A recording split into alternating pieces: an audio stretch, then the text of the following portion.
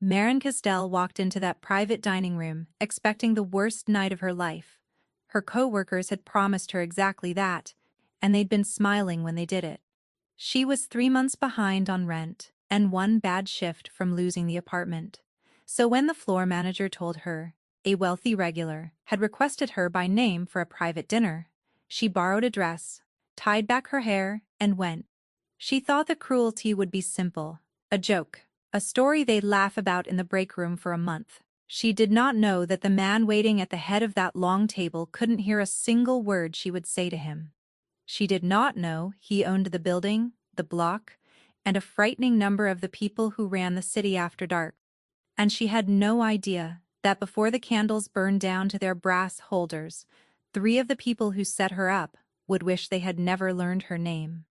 The Gilded Heron sat at the top of a glass tower, where the river bent through the middle of the city, and every night it filled with people who had never once worried about the price of anything. Marin Castell worked the floor there 6 nights a week, sometimes 7. She was 26, though the long shifts had started to add years around her eyes. She had a way of moving through the dining room that made her nearly invisible, quick, quiet, always at the elbow of a guest half a second before they thought to raise a hand. It was a skill she had sharpened until it became a kind of armor. If they didn't notice her, they couldn't complain about her, and complaints at the Heron cost you shifts. She needed every shift. Her real life waited in a 2-room apartment, 40 minutes across the river, on the 4th floor of a building where the elevator had been broken since spring.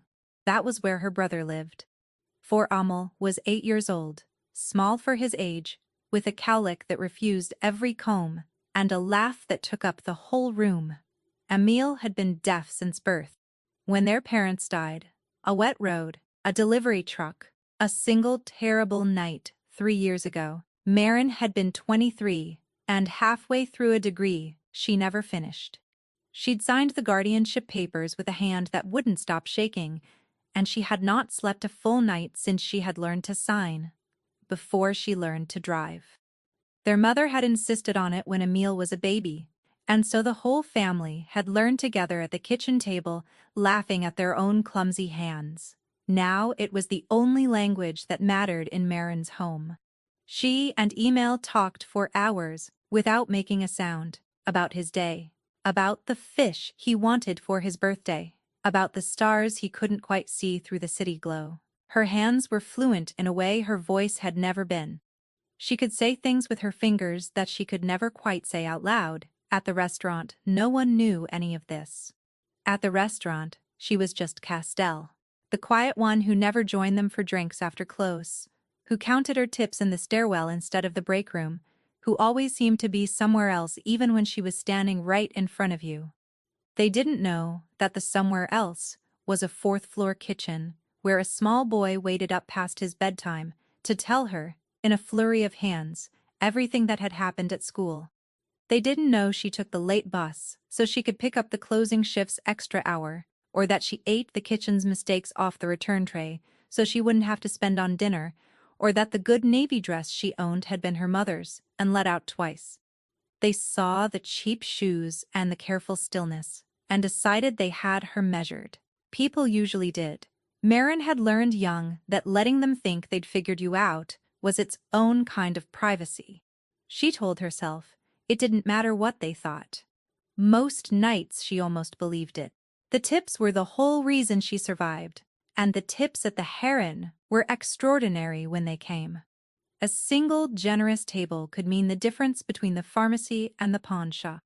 So, she smiled at men who didn't look at her face, and refilled the glasses of women who spoke about her in the third person while she stood at their elbow, and she kept her small ledger of the world in her head, who tipped, who complained, who to avoid, who to court. It was survival, dressed up in a black apron, and she was very, very good at it. There was one guest at the Heron that everyone talked about, and no one dared approach. He came on Thursdays, always alone, always to the same corner table, with its back to the wall and a clean line of sight to both exits. He was somewhere in his 30s, broad through the shoulders, with dark hair going early to silver at the temples, and a stillness about him that made the waitstaff draw straws over who had to take his order. He never spoke, not a word. He would tap the menu, hold up fingers, write on the little pad he carried, and he left tips so large that management pretended not to notice. He unsettled the whole room. The others had 100 theories. He was a widower who'd gone mute with grief. He was a criminal, in hiding. He was a foreign prince, hiding from something. Bexley, the senior server, swore he was touched in the head and refused to make eye contact with him, as if strangeness were something you could catch. Marin had waited on him twice, on nights when no one else would. Both times, she had noticed what the others missed. The way his eyes went to her mouth when she spoke, patient, reading. The way he watched hands, every hand in the room, the busboys, the bartenders, hers. The second time, when she'd set down his plate, she had done something without thinking about it. She had let her fingers move at her side, low and small, where the room couldn't see. Enjoy your meal. For 1/2 second, the man had gone completely still. Then his gaze lifted to her face, and something moved behind his eyes that she couldn't name, surprise, or hunger, or the look of a man who has been thirsty a long time and just heard water. She had walked away fast, her heart doing something foolish, and told herself she had imagined it. That had been 2 weeks ago. He hadn't taken his usual corner table since. And Marin, who had trained herself not to want things, had caught herself watching that empty table on Thursdays anyway. Tonight was a Thursday. The corner table was empty. She was refilling water glasses at Station 4 when she felt it, the particular prickle at the back of the neck that a person gets when they are being discussed. She glanced toward the service bay. Bexley stood there with 2 of the others, heads bent close, and when Marin looked over, all 3 of them smiled at her at once. It was not a kind smile. She had learned, over 3 hard years, to tell the difference. Bexley lifted her hand and gave a little wave, fingers wiggling. Sweet as poison, Marin turned back to her water glasses and told herself again that it didn't matter what they thought. She was wrong about that. She was about to find out exactly how wrong. The idea had started, like most cruel things at the Gilded Heron, as a joke that no one meant to actually carry out. It belonged to Bexley. She was 31, had worked the floor for 9 years, and considered the Heron's best tables her personal territory. She was quick, she was charming to anyone who could tip or fire her, and she had disliked Marin Castell from the day the girl was hired. Disliked her quiet, disliked her competence, disliked the way big tables sometimes asked for the calm one, by description if not by name. Bexley had a talent for finding the exact place a person was tender and pressing on it until they flinched. Marin never flinched. That, more than anything, was unforgivable. She thinks she's above it, Bexley said, low, in the dry storeroom behind the kitchen, where 3 of them had gathered on their break. Never comes out with us, won't take a drink, counts her little tips like a church mouse. She peeled the foil off a wine bottle they weren't supposed to touch. Somebody ought to remind her what she actually is. Tobin leaned against the shelving. He was younger, a bartender with a phone always in his hand, and a following online he cared about more than the job. He liked Bexley the way small men like standing next to a fire. Remind her how. Corley, the third of them, was already grinning. She was the kind of person who never started anything and never once said no to it either. You know who came in yesterday and booked the whole private room for Thursday? Paid in cash. For 2. Bexley's eyes sharpened. The mute, Corley confirmed, delighted. Table for 2, and the manager's climbing the walls because the guy scares him. Nobody wants to serve it. For a moment, none of them spoke, and then the whole ugly shape of it assembled itself in the air between them, and Bexley began, slowly, to smile. Here was the plan, and it was cruel in the way that only small, safe people can be cruel. They would tell Marin that the wealthy Thursday regular, the strange, silent man with the endless money, had requested her personally for his private dinner. They would tell her he'd asked for her by name. They would let her believe, for one glorious humiliating evening that a rich man was interested in her. The plain waitress, with the dead parents and the cheap shoes. And then they would watch it fall apart. Because the man never spoke. Because he was, in Bexley's words, broken. Because Marin would sit across a candlelit table from a silent stranger for 2 hours, red-faced and desperate, not knowing what she'd walked into, and the three of them would take turns watching through the service window and passing the phone back and forth. "He won't say a word to her," Bexley said, warming to it. "She'll die. She'll absolutely die. And when she comes out we tell her the truth, that we set it up, that nobody in their right mind would pick her, and maybe then she quits and I get my Thursdays back." Tubin was already thinking about the angle, the lighting, how it would play. "We record it for me. No faces. Nothing that gets us fired. Just the reactions." "For you," Bexley agreed, generous with things that weren't hers. Coralie laughed and clapped her hands like a child, and it was decided.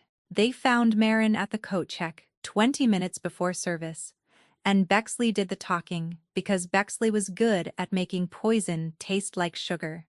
"Castell, there you are, warm, almost affectionate. Okay, don't freak out. You know the man in the corner? Thursday guy. Corner table. The tall one." She let the pause do work. "He booked the private room tonight, and he asked for you." Marin's hands, folding a stack of napkins, went still. "By name," Bexley pressed, watching her face the way a cat watches a bird. "Wrote it down for the manager. Castell said he wanted the girl who signed to him." She wrinkled her nose as if the last part were a strange, forgivable quirk. "Whatever that means. Point is, it's you. Big table, private room, and a man who tips like the room's on fire. Do not screw this up." Marin's pulse had gone loud in her own ears. The girl who signed to him, she hadn't imagined it. Then he'd seen. He'd remembered. She was not a foolish woman. Some deep instinct, sharpened by years of watching people from the edges of rooms, whispered that this was wrong. That Bexley had never in 3 years handed her a gift. That the smiles at the service bay had teeth. But under the suspicion was something warmer and more dangerous, something she hadn't let herself feel in a very long time. The small, traitorous flame of being wanted, of being chosen. Even the possibility of it made her chest ache. And there was the other thing, the one that made the choice for her. Rent, Emil's hearing therapy. That insurance wouldn't cover. The stack of red envelopes on the kitchen counter she hadn't let herself open. A man who threw money around the way this one did might, on a single good night, cover a whole month. She couldn't afford to be suspicious. That was the whole trap, and she understood it and stepped into it anyway. Because that is what poverty does. It takes away your right to say no. "Which dress code?" Marin heard herself ask. Bexley's smile widened by a fraction of an inch. Behind her, at the far end of the hall, Tobin lifted his phone and let it rest against a shelf, screen dark, angled at the door of the private dining room. "Wear something nice," Bexley said sweetly. "You'll want to remember tonight." Half an hour later, in a borrowed navy dress with her mother's single good earring in each ear, Marin Castell stood outside the tall paneled doors of the private room with her heart in her throat and no idea at all what waited on the other side. She pressed her damp palms flat against her skirt. She pushed the door open. The private dining room at the Gilded Heron was a different world from the floor. No clatter, no crowd, just a single long table dressed in white linen, a wall of glass looking out over the river and the burning grid of the city, and candlelight that turned everything gold and soft at the edges. At the head of the table sat the man from the corner. He rose when the door opened. That was the first thing that struck Marin, and it struck her hard because in 3 years at the Heron, no guest had ever once stood for her. He was taller than she'd realized, dressed in charcoal, so well cut, it looked poured on, and up close his stillness wasn't cold, the way the others described it. It was watchful, contained, like a held breath. His eyes went straight to her face, and then, she caught it, sheep and half waiting for it, to her mouth. "Good evening," Marin said, too brightly the trained voice of a girl who serves for a living. You requested me. He didn't answer. He studied her lips as she spoke, patient. And then he lifted one hand and touched 2 fingers to his ear, then his mouth, and gave a small, plain shake of his head. I don't hear, the gesture said, and I don't use my voice. And there it was, the whole shape of the cruelty her co-workers had built, laid out clean in a single quiet gesture. A silent man. A whole evening of nothing. She was supposed to sit here and drown. Somewhere behind the paneled wall. She knew. They were watching. She could almost feel Bexley's smile through the plaster. Marin looked at this man, at the careful blankness he wore, like a coat, the blankness of someone braced to be pitied or mocked or fled from, and something in her chest turned over. She set down the water pitcher, and she raised her hands. Good evening, she signed, her fingers clean and sure, the language she'd spoken at her own kitchen table 1,000 nights. I'm Marin.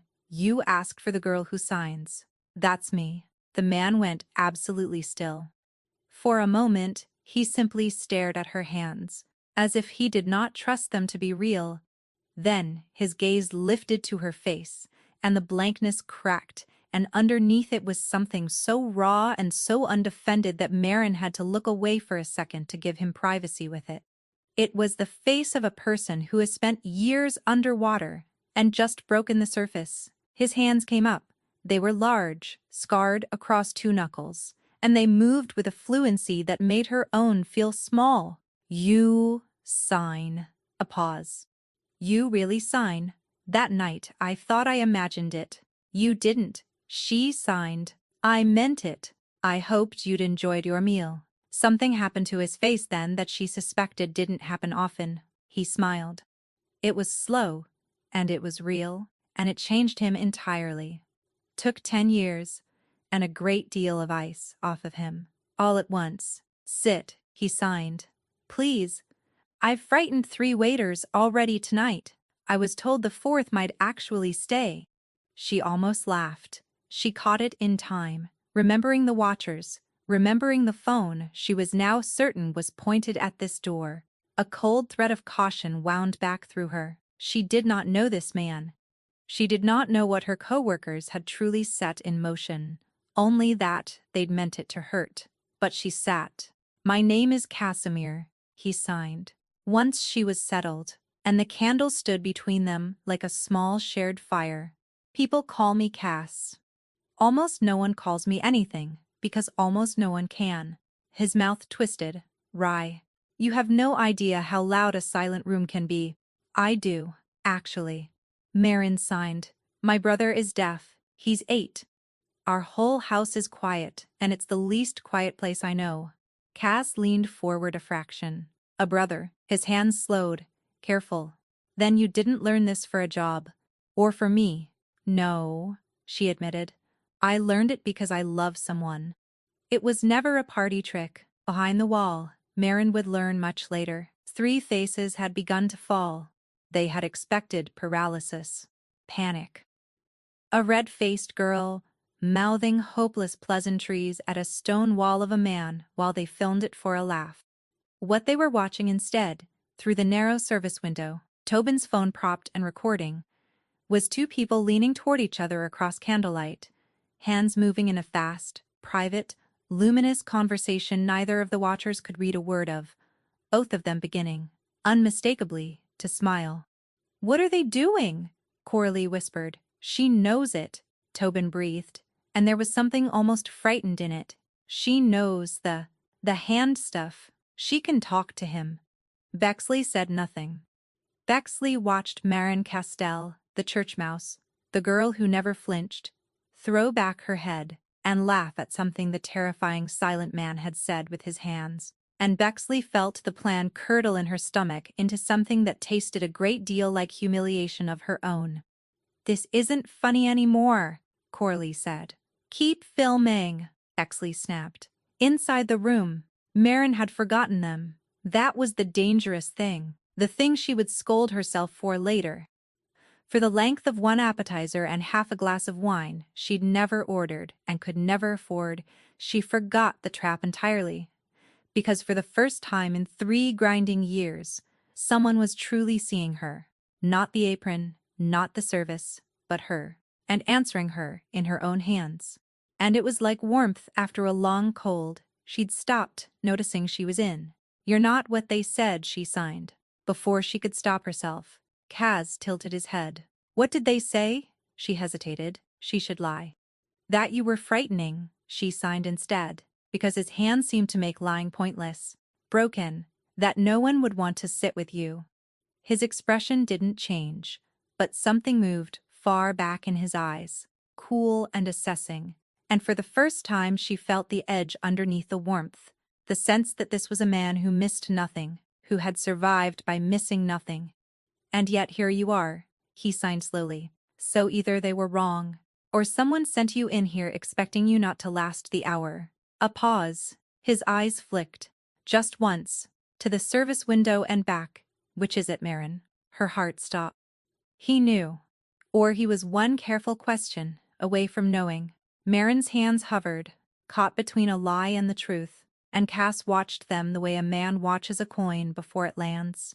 She lowered them. "I don't know exactly," she signed at last honestly. "I only know I was told you asked for me by name, and that the people who told me have never once done me a kindness.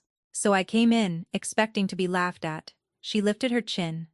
"I didn't expect you." Cass was quiet, a long moment. Then, instead of anger, she'd braced for anger. He did something that unsettled her far more. He looked, briefly, sad. "I did ask for you by name," he signed.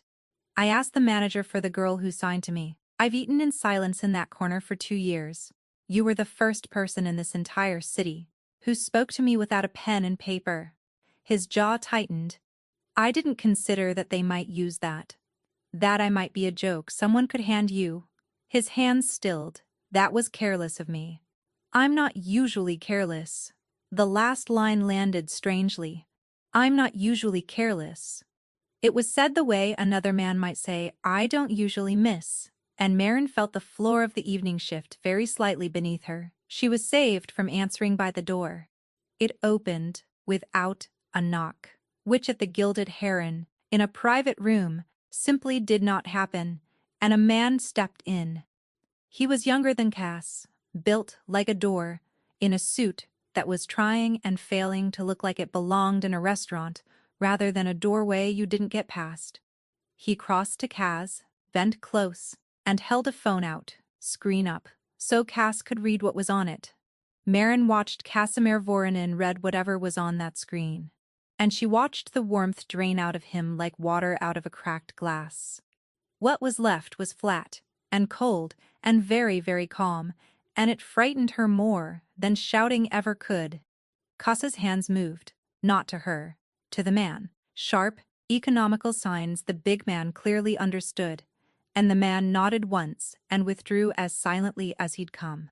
But before the door closed, Marin saw the way he moved his jacket to reach his pocket, and she saw, for half a second, the dark shape of the holster beneath his arm. Her mouth went dry. Cass turned back to her, and by the time he faced her the warmth had been deliberately put back on, like a mask reapplied. But she'd seen underneath now, and they both knew it. "I'm sorry," he signed.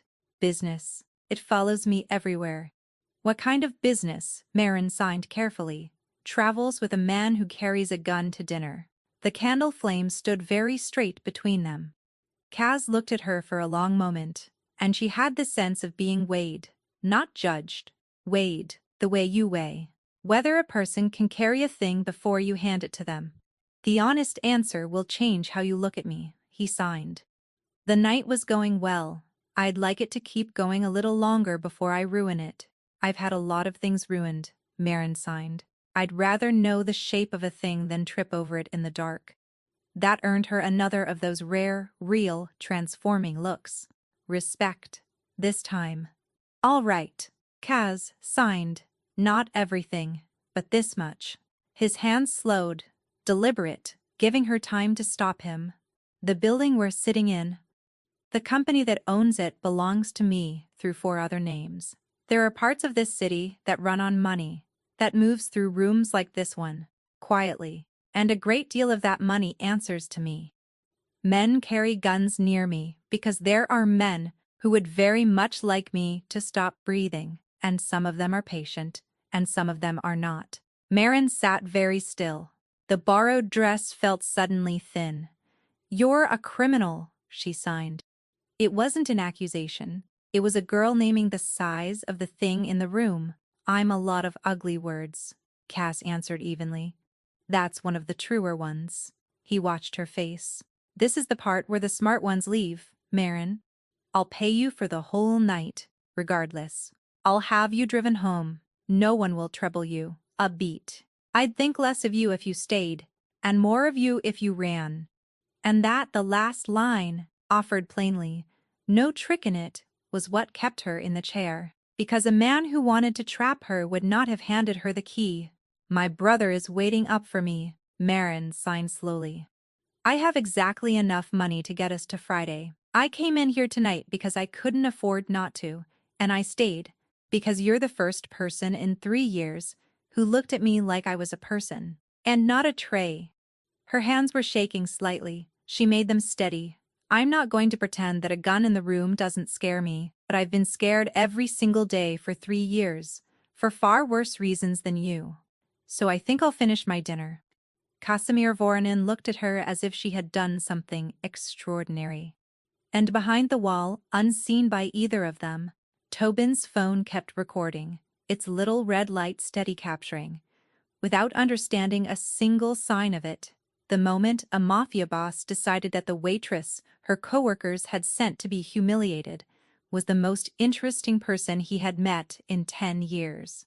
What none of them yet knew was that the message on the big man's phone, the one that had turned Kaz to ice, had a name on it, and that the name was about to walk straight into the Gilded Heron. His name was Lazar, the big man at the door, and he came back into the private room 11 minutes later, and this time he did not bother to knock or to whisper. He crossed straight to Cass and held up the phone, and Marin, seated close now, could read the screen before Cass covered it. 3 words, all capitals. "There, here, front, Cass Rose." It was not the polite half-rise he'd given her at the door. It was a slow, unfolding movement that seemed to fill the room, and every trace of the warm man who'd made her laugh over her hands was gone. In his place stood something that made Lazar, a man built like a loading dock, take a half step back and drop his eyes. "Stay here," Cass signed to Marin, "fast. Whatever happens, this room has 1 door, and I'm putting Lazar on it. You do not open it. Do you understand me? What's happening?" Marin signed, on her feet now too, heart slamming. "Someone I owe a conversation decided to have it tonight." Cass signed grimly. "Poor timing." Or very good timing, depending who arranged it. His eyes narrowed, and she saw the thought cross his face like a shadow, the same thought that had been forming, cold, in her own gut for the last several minutes. Because who books a private room and requests a specific waitress? And how does an enemy know, on that exact night, exactly where to find a man who trusts no one and varies his every movement? Someone had told them where he'd be. Someone at the Gilded Heron, Kaz. Marin signed, and her hands were unsteady now, for a wholly new reason. "The people who set me up tonight, the ones who told me you asked for me, they knew you'd be here. They booked this room around you. They've been watching us through that window the entire night. Filming." Kaz went very still. "Filming," he signed. "For a joke." Marin signed, miserably. "To humiliate me. But they know your face. They know this room. And if the wrong people paid the right coworker of mine to make a phone call." She didn't finish. She didn't have to. She watched Casimir Voronin arrive at the same terrible arithmetic she had, and she watched him understand that the childish cruelty aimed at one broke waitress, and the loaded threat now standing in the lobby of his own restaurant, might be 2 ends of the very same string. For one suspended second, the two of them simply stared at each other across the candlelight, the prank and the ambush, folding together into a single shape, and the whole meaning of the night turned over like a coin coming down on its other face. Then Cass moved. He crossed to the wall to the narrow service window her coworkers had been peering through, and he opened the little panel with one hard pull. On the other side, frozen, caught, stood Bexley, with a wine glass halfway to her mouth, Coralie with both hands over her own, and Tobin. Tobin, with his phone still up, still recording, its red light blinking guiltily in the sudden shaft of candlelight. The three of them looked into the face of the silent man they had spent all night laughing at, and found nothing silent about it at all. Kaz didn't need to hear to make himself understood. He looked at the phone, he looked at Tobin. And he smiled, a smile with no warmth anywhere in it. The smile of a man who has just been handed, gift-wrapped, the exact thing he needed and the exact people responsible. Then he reached through the little window, unhurried, and closed his scarred hand around the top of Tobin's phone. Tobin didn't let go. Some animal instinct, some idea that the phone was his, and this was still, somehow, a joke he was in charge of. For half a second, the two of them held it between them through the narrow gap in the wall, the boy and the man, and then Cass simply looked at him, and Tobin's fingers opened one at a time, as if they'd stopped belonging to him. Case turned the phone over in his palm. The red light still blinked. He didn't stop the recording. That, Marin understood, with a chill, was deliberate. He wanted whatever came next on it. "Please," Bexley said through the window, and it was the first honest word Marin had ever heard her say. The charm was gone. What was left was small and white-faced. "Please, we didn't. It was a joke. It was just a stupid joke about her." She pointed at Marin as if that would help, as if handing Marin over might buy something back. "We didn't know who you were." Cass watched her mouth move. He read every word of it. And then he set the phone down flat on the sill, screen up, camera still running, and he signed, slowly, so that Marin would have to be the one to speak it aloud, so that the truth would come out in the voice of the girl they'd tried to break. "Tell them what I'm saying," he signed to Marin. "Word for word. I want them to hear it from you." Marin's throat was dry. But she looked at the three faces crowded in that little window. Bexley, who had smiled while she baited the trap. Coralie, who laughed at everything and stopped nothing. Tobin, who filmed it all for strangers. And she found that her voice, when it came, was steady. "He says," Marin translated, watching his hands, "that you spent the whole night filming a man you thought couldn't understand you." His hands moved. "He says you were half right. He can't hear you." Another phrase. "But he has never in his life had any trouble understanding people like you." Coralie made a small sound. Tobin had gone the color of the tablecloth. "Tell them the last part."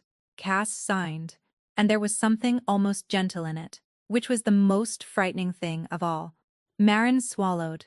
"He says," she went on, "that the joke worked. That someone in this building is going to be very sorry tonight." Her hands felt cold.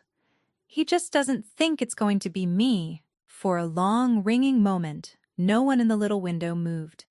And then, from 3 floors below them, muffled by the glass and the distance, came a sound that reached even the silent room by way of the tremor it sent through the floor. The heavy double thud of the Gilded Heron's front doors being thrown open all at once. Lazar's head snapped toward the stairs. His hand went inside his jacket.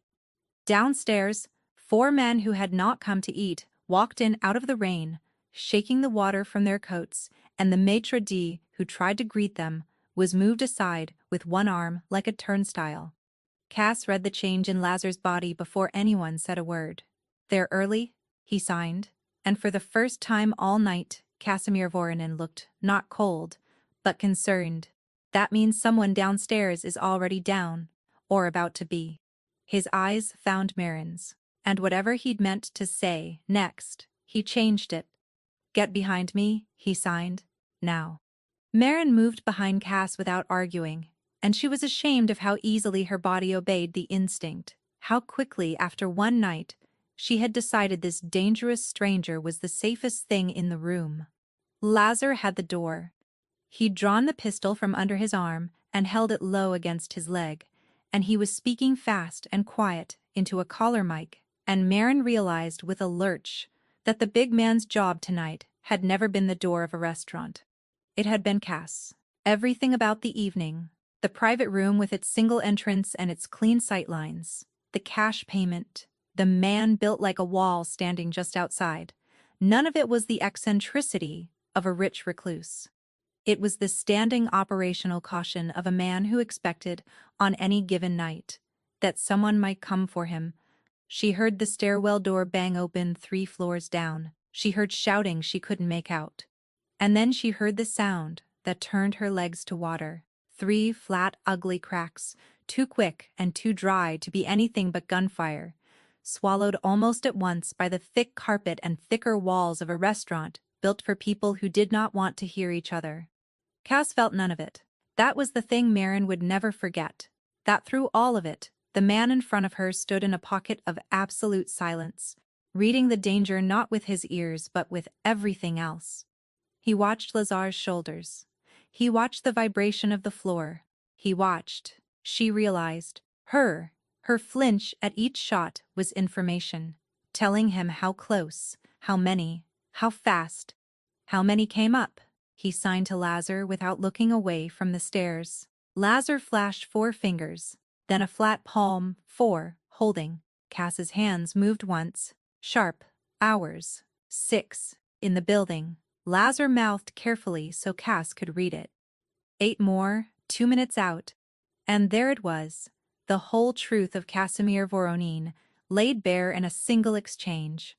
The 4 men who had walked in out of the rain to finish him had walked into a building that already held more of his guns than theirs. Because a man who lived braced for the knife did not sit down to dinner anywhere. The ambush was not an ambush. It was 4 men stepping into a closed hand.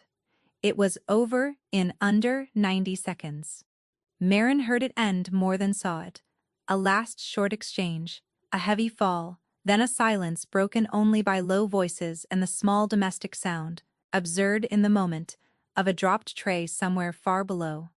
Lazar listened to his caller, then turned and gave Cass a single nod.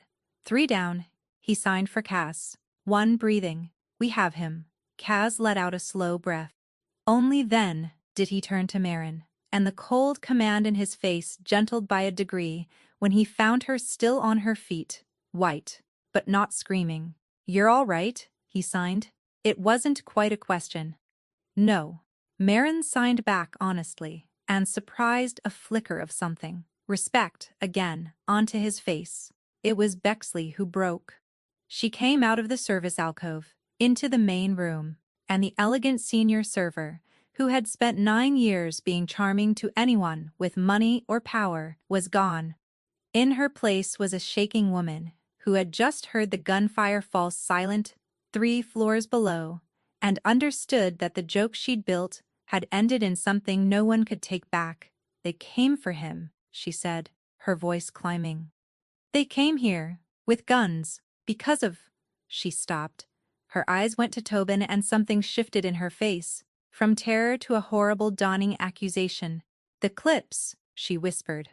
Tobin, your clips. Marin turned. So did Cass, reading Bexley's mouth, then following her stare, to the boy still frozen by the window with his empty hands. What clips? Marin said, very quietly. Tobin's mouth worked. It was just content, he stammered. The mystery guy, the silent millionaire. People loved him. It was my best. I never used his name. I didn't know his name. He was crying. Now snot and panic. I posted where I worked. I posted he came Thursdays. I posted tonight there was a big thing, a VIP in the private room. He looked like he might be sick. It was for views. And Marin understood, cold to the bone, exactly what her coworkers had actually done. For weeks. To grow a following he cared about more than any human being, Tobin had been broadcasting a man who had spent 2 silent years making himself invisible, filming him, tagging the restaurant, mapping his habits to strangers on the internet. Somewhere in that audience of strangers had been eyes that recognized Casimir for Ronan, and those eyes had waited for the night Tobin himself announced for a laugh. Exactly where the invisible man would be sitting, and when. The prank meant to humiliate. One broke waitress had drawn a map to a hidden king and mailed it to his enemies. Cass watched all of this land on the three white faces. He did not look angry anymore.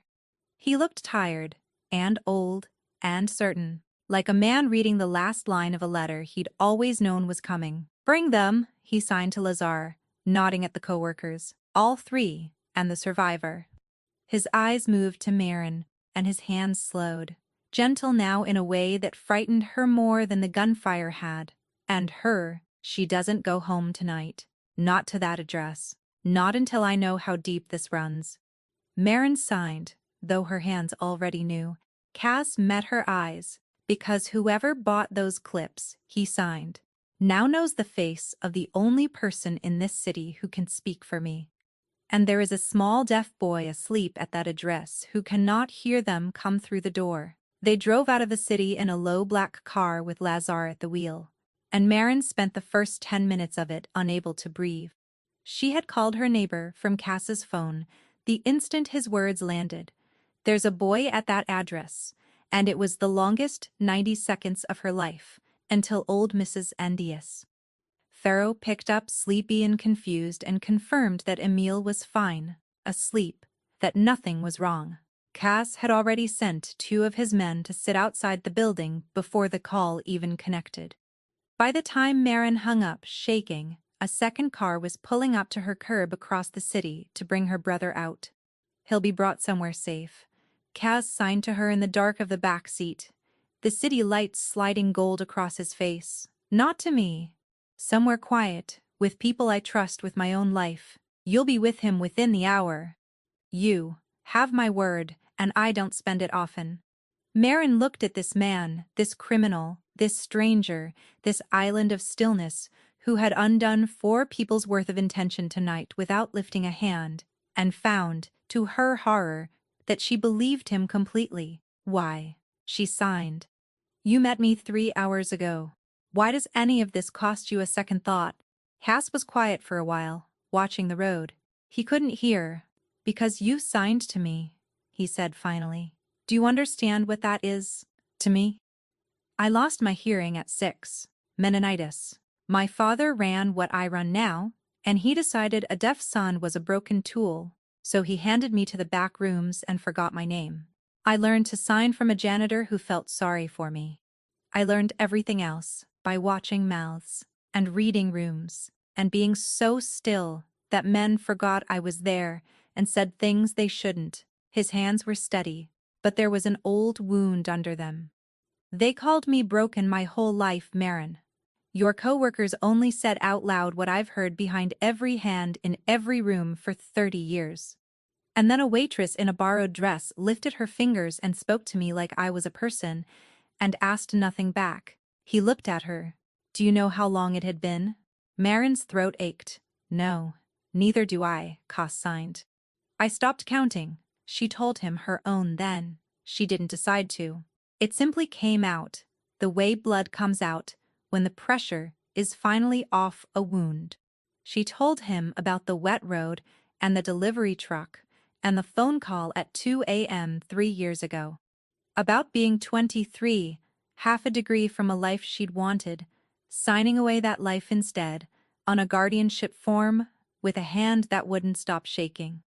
About Emile, who'd been 5, who'd asked her every night for a month when their parents were coming back, and how she'd had to find a way to sign, never to a child who trusted her hands completely. She told him about the money. The therapy insurance called optional. The rent that ate everything. The red envelopes on the counter she couldn't open because opening them made the numbers real. The kitchen mistakes she ate off the return tray. The good dress that had been her mother's, let out twice, worn tonight because it was the only armor she owned against a night she'd been promised would break her. She told him the part she'd never said out loud to anyone, that some nights, after Emile was asleep and the numbers had been beaten back for one more day, she would sit on the fire escape and let herself imagine, for exactly the length of one cigarette she didn't smoke, a life where she'd finished her degree, where the phone hadn't rung at 2 a.m. Where she was someone other than the sum of what a child needed. And then she would put the imagining away, carefully, like a photograph, too painful to keep out, and go back inside and do it all again, not because she was a saint, because Emil's hands lit up when she came through the door, and there was no accounting in which that wasn't worth everything. Everyone at that restaurant thinks they have me, figured. She signed. Poor, sad Costel. They're not wrong, exactly. I am poor, I am tired, but they think that makes me small. Her hands firmed. I have kept a child alive and laughing, for 3 years on tips and spite. There's nothing small about me, I just can't afford to let it show. Cass looked at her for a long moment in the passing light. No, he signed softly. There isn't. And I don't think anyone has told you that in a very long time. They rode the rest of the way in a silence that was not empty, the particular full silence Marin knew. From her own kitchen table, the silence of two people who didn't need sound to be understood. The safe house was a farmhouse an hour out, warm-windowed against the dark, and when the second car pulled in behind them and a small, tousled shape in mismatched pajamas came bolting across the gravel, Marin was out and on her knees in the wet before the car had stopped. Emil hit her like a small comet. His hands were already flying. "Where were you, Mrs. Bull?" Pharaoh said, "Cars. A man signed to me.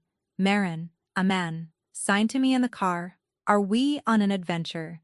And Marin held his face and laughed and cried at the same time and signed yes. "An adventure? You're safe. I've got you against his hair."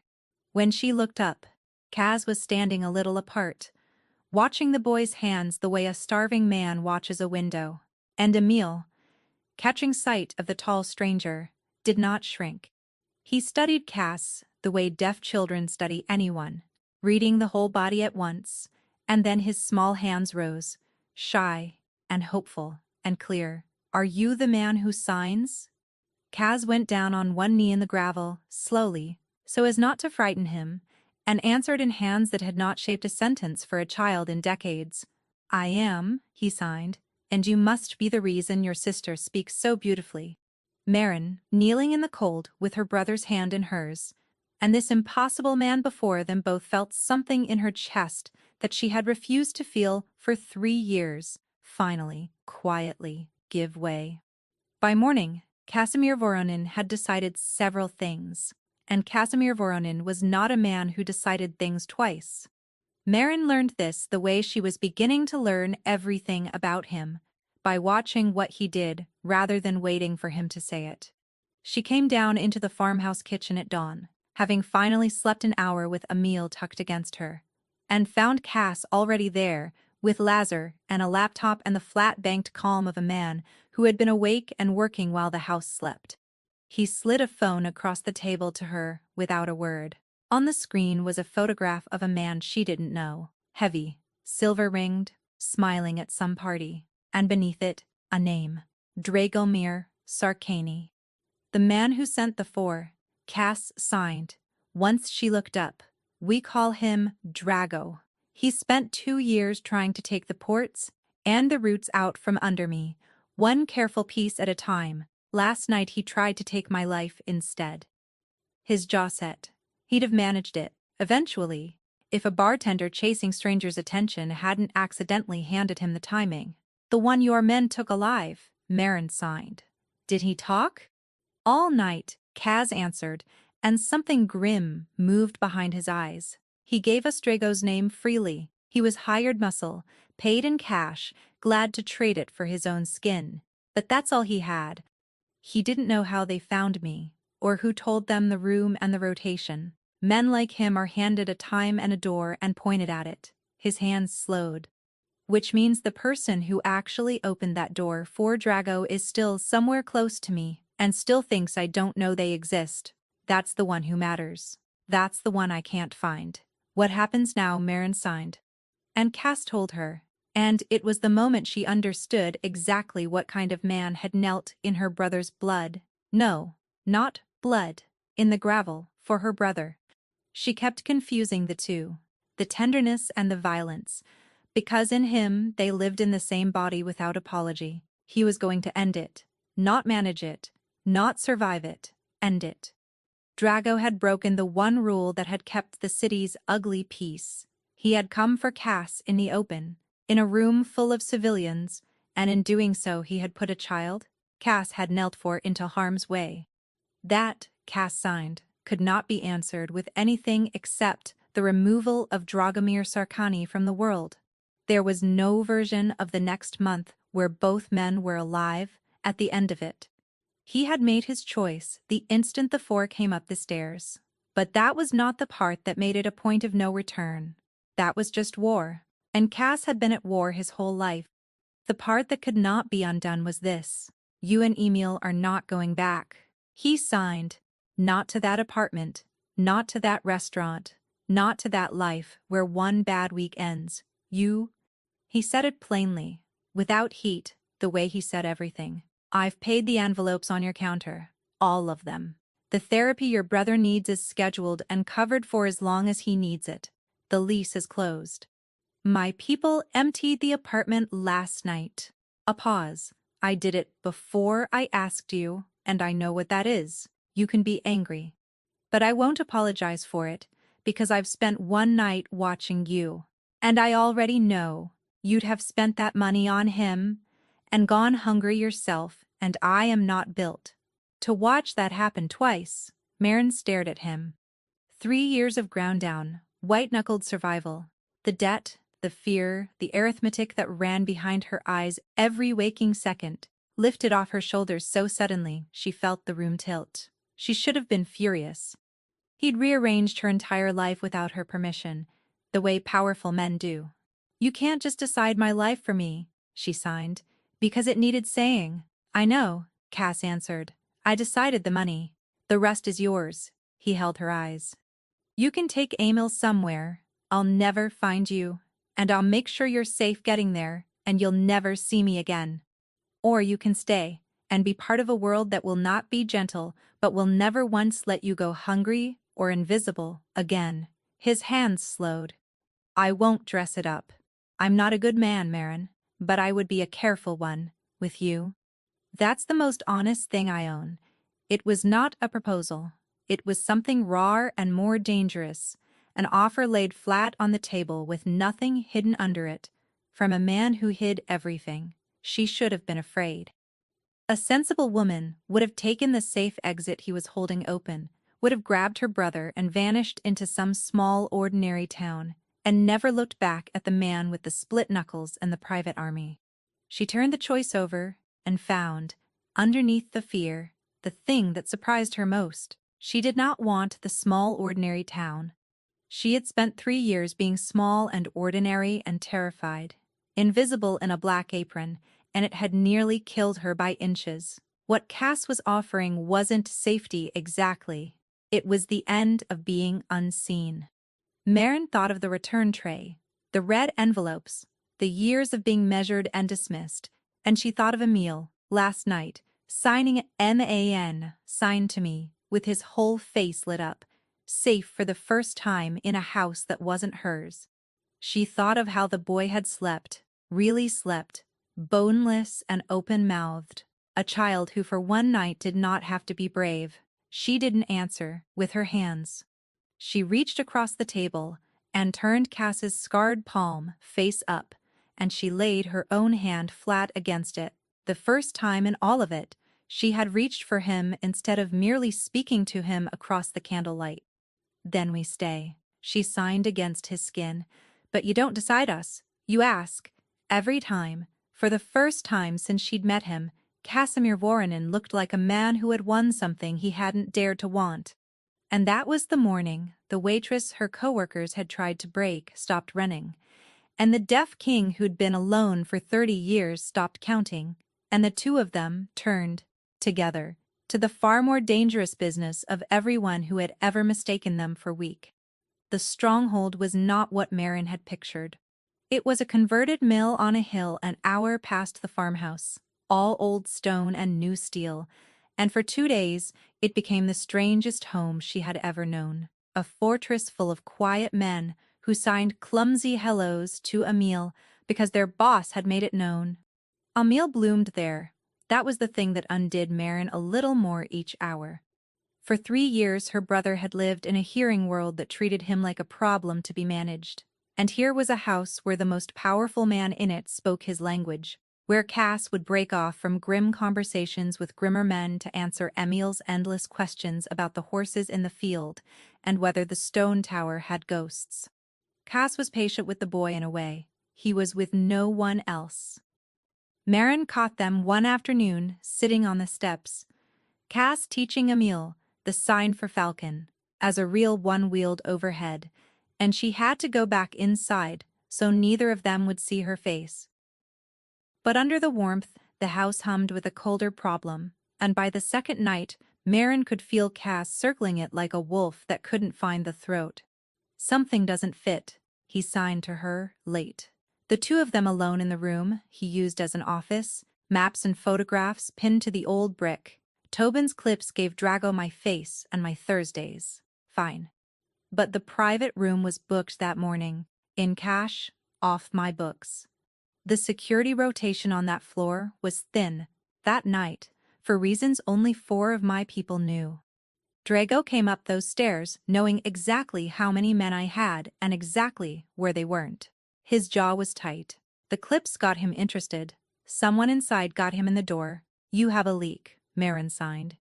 "I've had my best people looking for 2 days," Cass answered.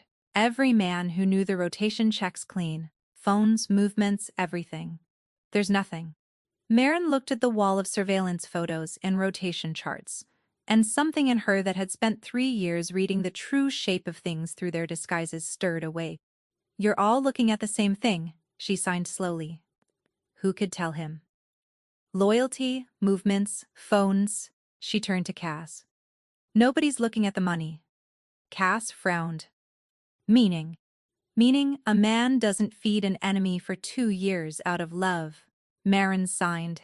Her hands were sure now, moving with the certainty of the one subject she'd been forced to master. He does it for money. And money never disappears. People just stop looking at it carefully because it's boring.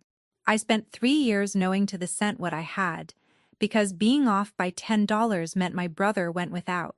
I can read a column of numbers the way you read a room. She lifted her chin. "Let me see your books. Not the clean ones, the real ones, the ones that made all this." For a long moment Cass simply looked at her, a waitress, 2 days into his world, asking to see the ledgers that were the beating heart of everything he owned. Lazar, in the doorway, made a low sound of objection. Cass ignored him. He crossed to the safe, and he opened it, and he set the true accounts of his empire in front of the woman her coworkers had sent to be humiliated. It was, Marin understood, the most naked act of trust he had ever committed. He was handing her the knife that could gut him. She worked through the night. Cass brought her a mug of coffee, scalding and unsweetened, exactly the way she'd mentioned once in passing that she took it. And she almost laughed at how closely he'd been paying attention. Emil slept in the next room. The numbers spread across the desk and into Marin's tired, relentless mind, and slowly, the way a face emerges from static, the shadow took shape. It was strange work, and she fell into it the way she hadn't fallen into anything in years. The way she imagined other people fell into music, or the sea. Kaz's men had built the accounts to be read by people who trusted them. Every entry assumed good faith, because everyone who touched them had been vouched for a decade deep. Marin read them the way she'd read her own life for 3 years, assuming the worst, checking every number against the story it claimed to tell, hunting for the $10 that shouldn't be there, because the $10 had always been the difference between eating and not. She had learned to distrust numbers in the hardest possible school, and now that suspicion, which had felt for so long like a curse, turned out to be the one key in the city that fit this particular lock. Cass didn't hover. He sat across from her with his own work, the two of them in a pool of lamplight in the old brick room, and every so often she'd feel him watching her hands move across the pages and glance up to find something unguarded in his face. A man watching someone do effortlessly the thing his whole organization had failed at, and understanding, slowly, what he'd nearly thrown away with the driver home and a night's pay. It was small, it was patient, it was taught, she thought with grudging respect, the work of someone very good, who had counted on no one ever looking because no one ever had. A maintenance contract that renewed a little too richly.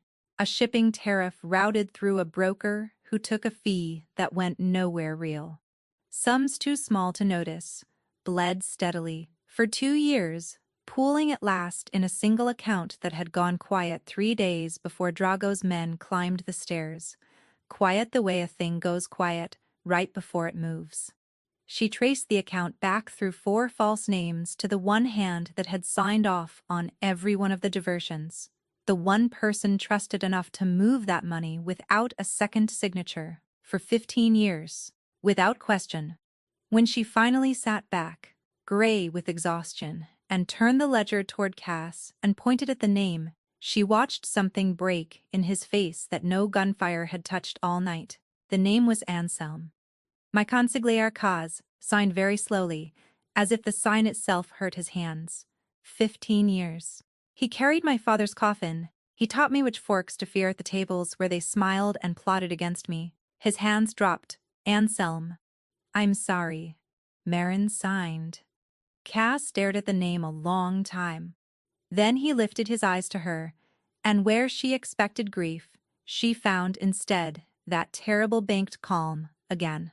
The stillness of the man in the candlelit room, deciding a thing he would not decide twice. Don't be, he signed.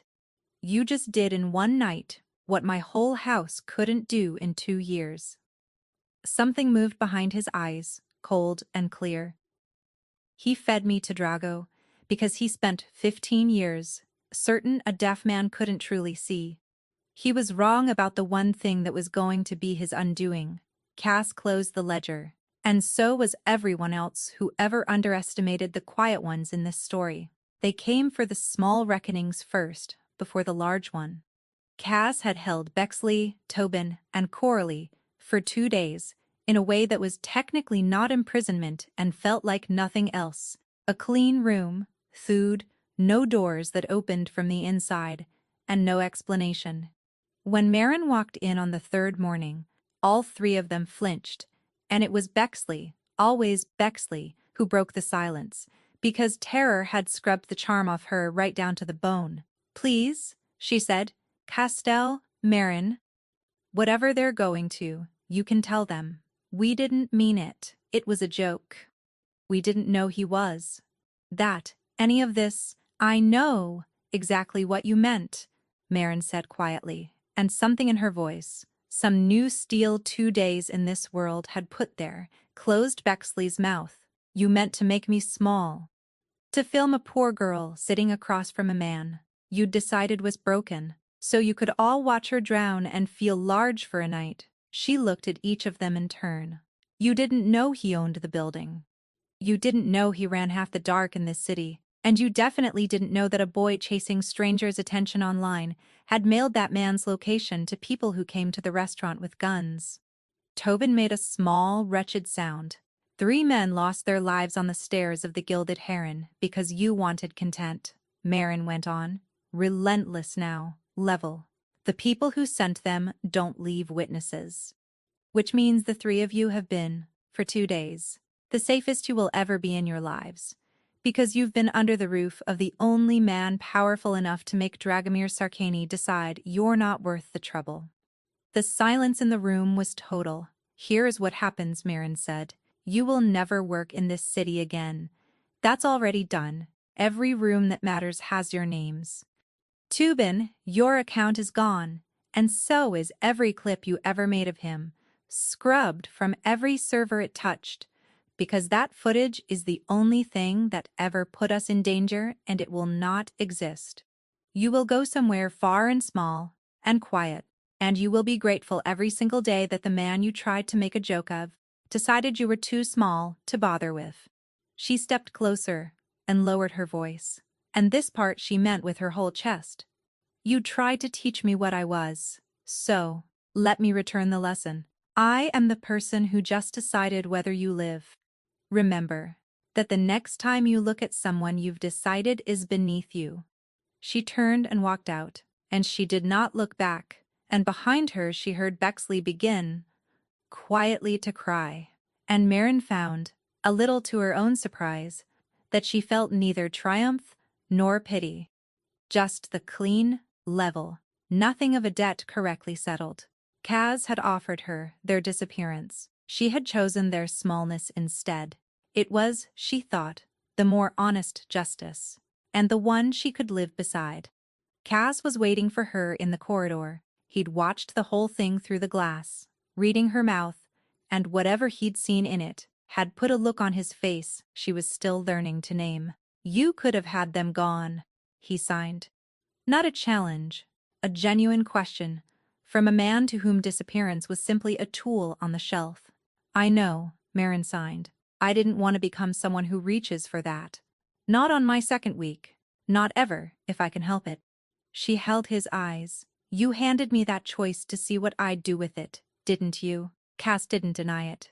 "I hand people a great deal of rope," he signed, "and I watch what they tie with it. You built something I can trust." A pause, and something almost like relief moved behind his eyes. "Most people build a noose and don't even notice." Anselm was the larger reckoning, and it was not hers. They took him at his own home, at dusk, without noise, the way Cass did everything. Marin wasn't there, but Lazar told her after, in his blunt way, because she'd earned it. The consigliere hadn't run. He'd poured 2 glasses of the good brandy and set one across the desk for Cass, as if 15 years bought a conversation. Cass didn't sit.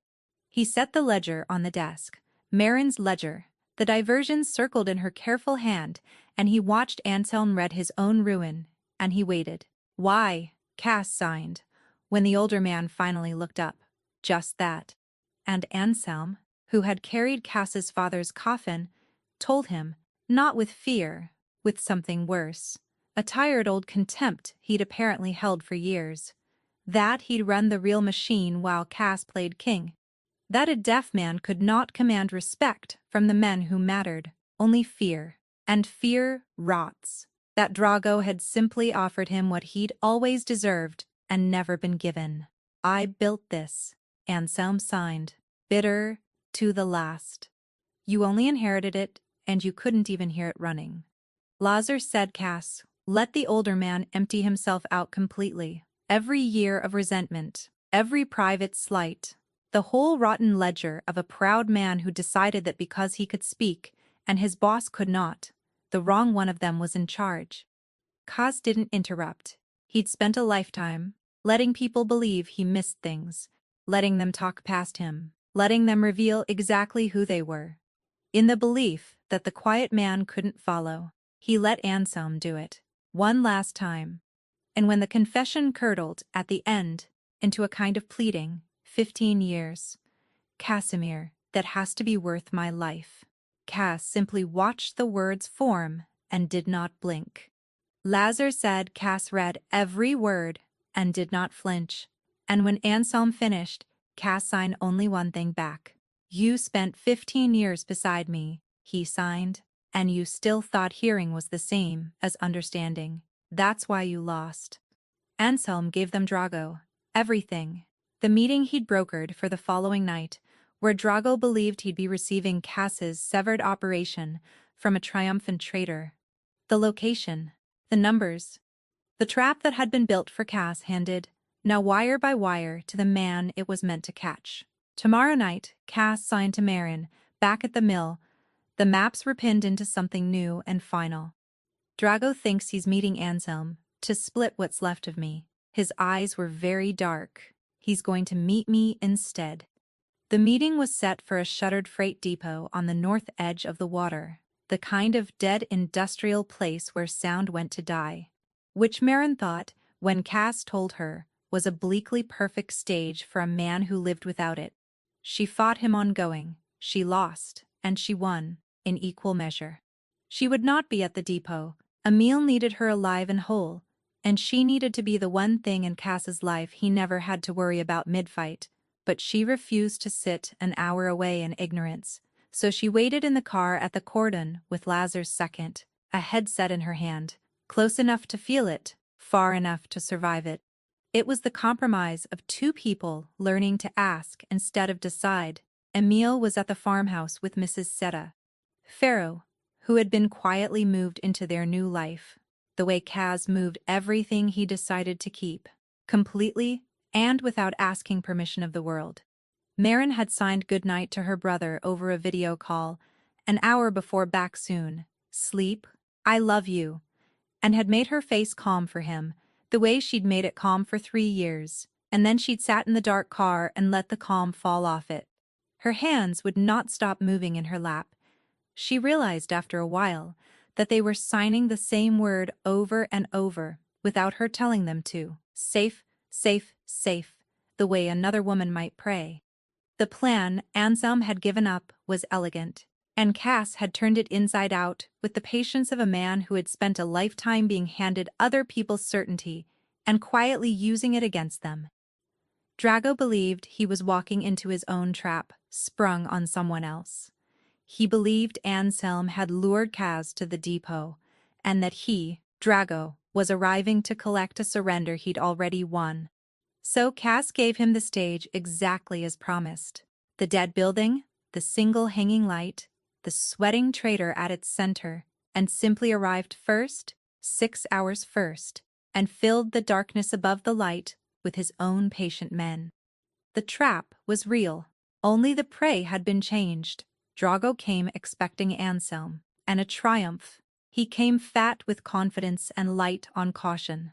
3 cars and a dozen men, because why bring an army to accept a surrender? He walked into the depot's cavernous dark, under a single hanging worklight, and he found Anselm, waiting for him at the center of it exactly as arranged, pale, sweating, standing very still. What Drago did not see, in the black steel bones of the building all around him, were the 24 silent men who had been in position for 6 hours. Kaz had learned that trick in his father's back rooms 30 years ago.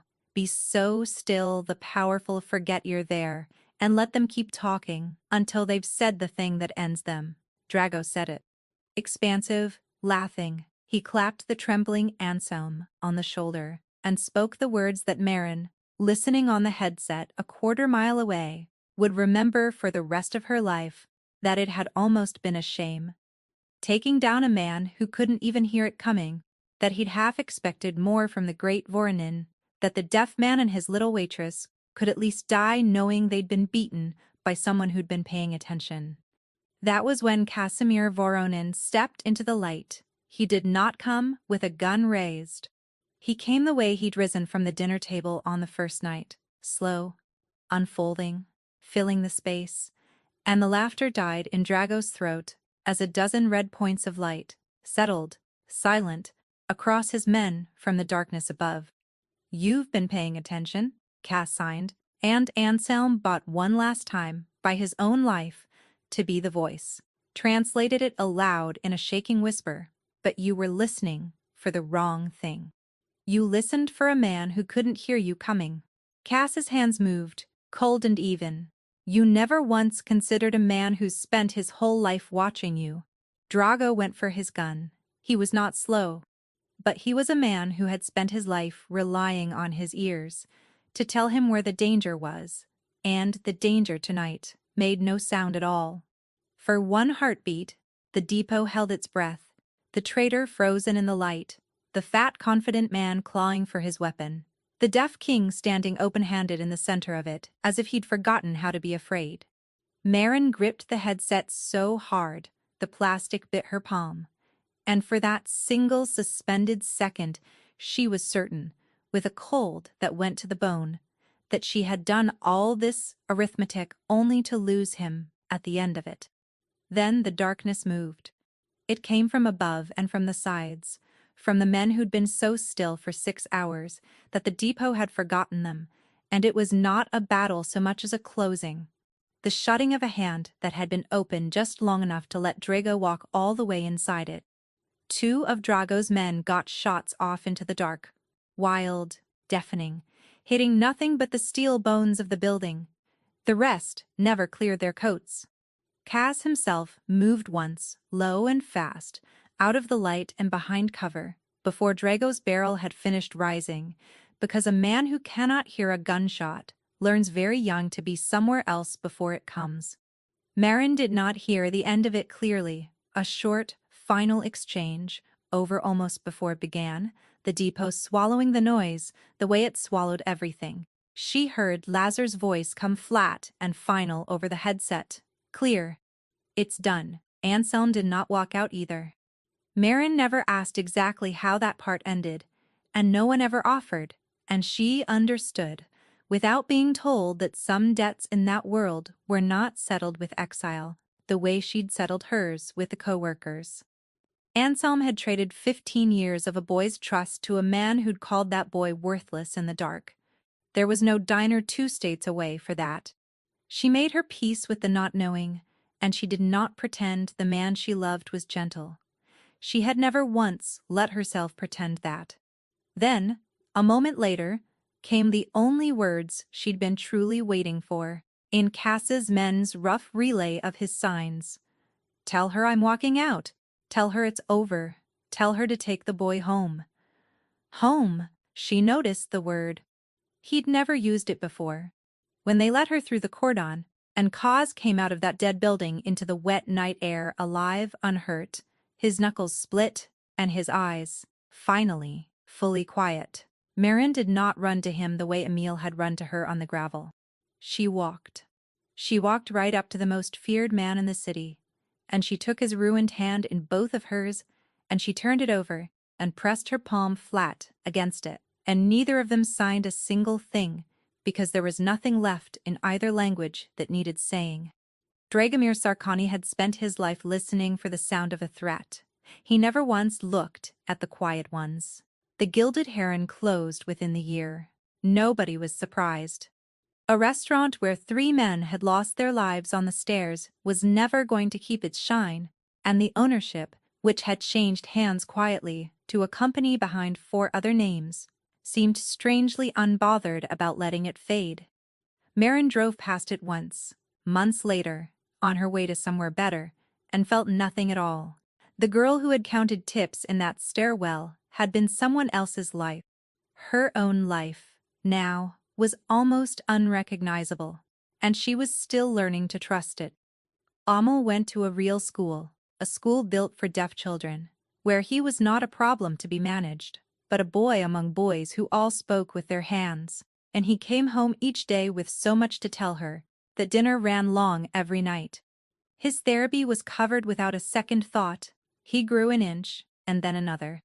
He learned the sign for falcon and taught it to everyone, and he called the tall, quiet man who'd knelt in the gravel by a name he'd invented himself, a made-up sign of his own, a flat hand moved from the ear to the heart. That meant, as near as Marin could translate it, the one who listens without ears. Cass wore that name like the only crown he'd ever wanted. Marin did not go back to waiting tables. She never touched another tray. She took the thing she'd always been good at, the relentless, exacting reading of money and its shadows, and she put it to work inside Cass's world, and within a year, the men who'd once objected to a waitress touching the books came to her with their columns and waited, hats in hand, for her to find the lie in them. She was not muscle. She never carried a gun. She was something the organization had never had, and could not now function without: a pair of eyes that saw the true shape of every number, and a conscience that slowly, quietly began to bend the whole ugly machine a few degrees toward something cleaner. Kaz let her. Kaz, it turned out, had been waiting his whole life for a reason to. It did not happen all at once, the softening between them. Marin had spent 3 years with her walls set in concrete, and Cass had spent 30 behind walls of his own. And 2 such people do not simply fall into each other because the plot has quieted. It came in small things. The coffee he learned to make exactly as she took it. The way she started leaving her hands where he could always see them across a room. So he was never once, in his own home, cut off from the conversation the way the world had cut him off his whole life. The night she woke from a dream of a wet road and found him already awake beside her, having felt the change in her breathing, signing nothing, just there. They built it the way careful people build anything that has to last, one honest brick at a time. No part of it borrowed, no part of it a lie, and Emil was always from the very first, the center of it.